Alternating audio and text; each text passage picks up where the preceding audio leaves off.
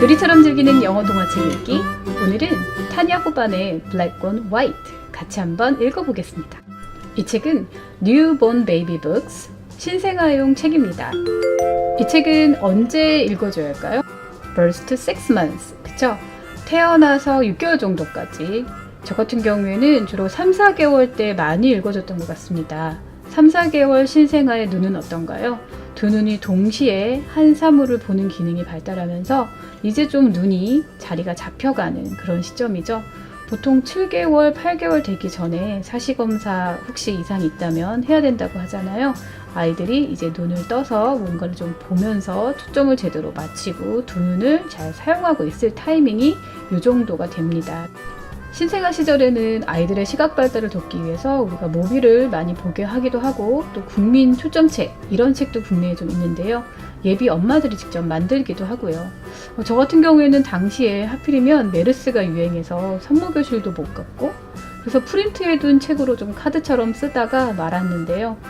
잠깐 쓰는 건데 바느질하고 뭐하고 그런 게 조금 직장 다니면서 힘들더라고요. 그래서 이 책으로 그냥 대체했습니다. 이 책은 천편일률적인 세모나 네모 이런 초점책에서 벗어나서 감각적으로 사물을 보여주고 싶을 때 굉장히 좋은 책입니다. 제가 이 책을 저희 아이의 첫 책으로 뽑았던 이유는 바로 타냐 호반 작가에 대한 어떤 존경심 때문이기도 해요. 작가가 굉장히 멋있습니다. 그리고 그녀가 만드는 책들은 화면에 보시는 것처럼 굉장히 감각적이고 세련됐습니다.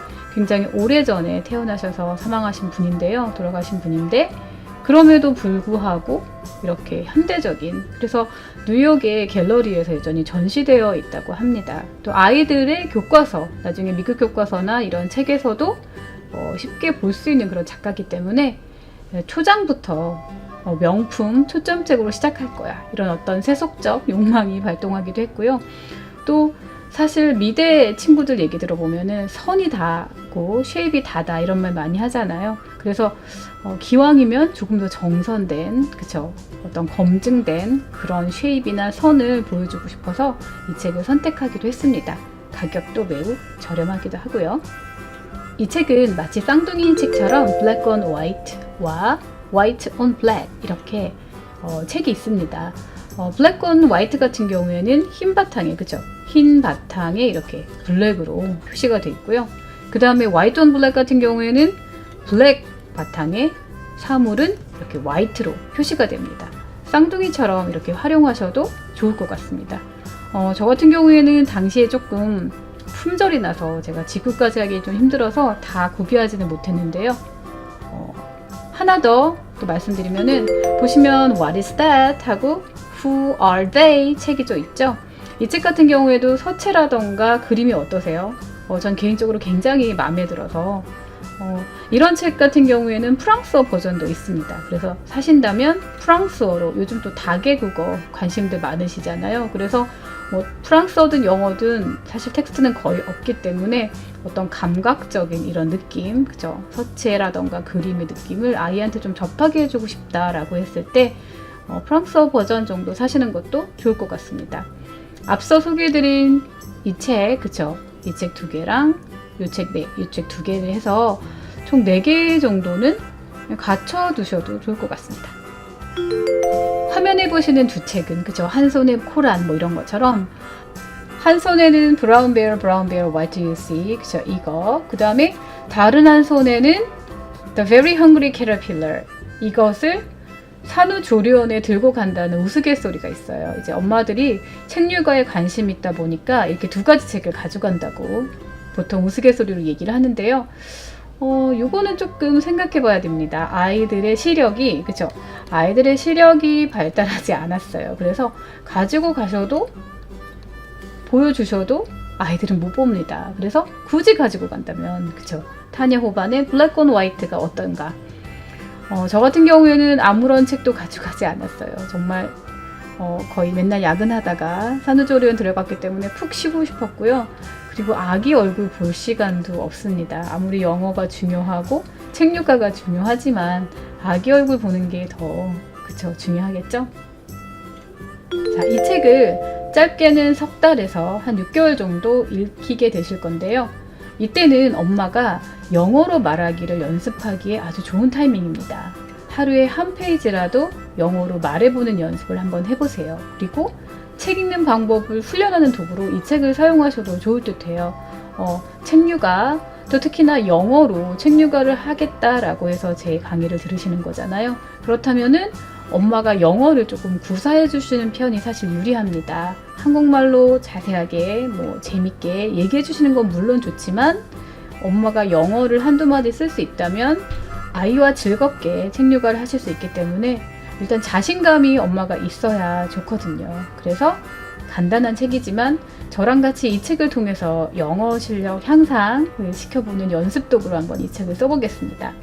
자, 표지가 보입니다. 표지에서는 그쵸, 제목 black on white, 그 다음에 작가 이름 타냐 호반.